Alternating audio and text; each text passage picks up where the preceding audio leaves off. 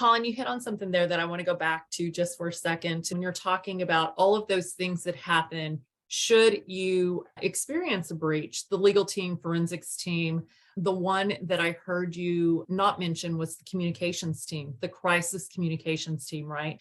So then you have communication, that the messaging that goes to your internal employees, messages that go to the public, to your board of directors, and just how you share things. Yesterday, I was talking with somebody, and the communications piece is like, that is one of the most critical pieces of this, right? Because when you leave employees to their own devices and there is some ambiguity about what they're experiencing, any communication that you give them is like the game of gossip. It's going to just find its way out into the public domain. So communication being key, but everybody that you mentioned there post-breach, as a small business owner, like I do not have the time to go identify all of those business partners myself. So having the insurance company have already defined those relationships, and one of the first calls that you make, should you experience a breach, is to your insurance carrier. They get all of those people in the ecosystem in line and do that work for you. And that,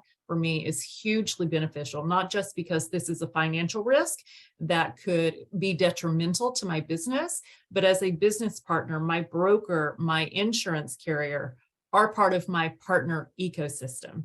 You hit on something else there as well, other people hosting our data. So if you have HubSpot or Salesforce or back to QuickBooks, there are certain definitions that legally define sensitive data, personally identifiable information, personal health information, and all of this is regulated and defined. It has a legal definition, right? So breach is also a word that we hear about. It also has a legal definition, right? So incident is one thing, breach is another. So can we talk about that and why, as business owners, we may not want to go get a law degree, but we need to have people around us who can help us determine where we sit legally in any of these instances.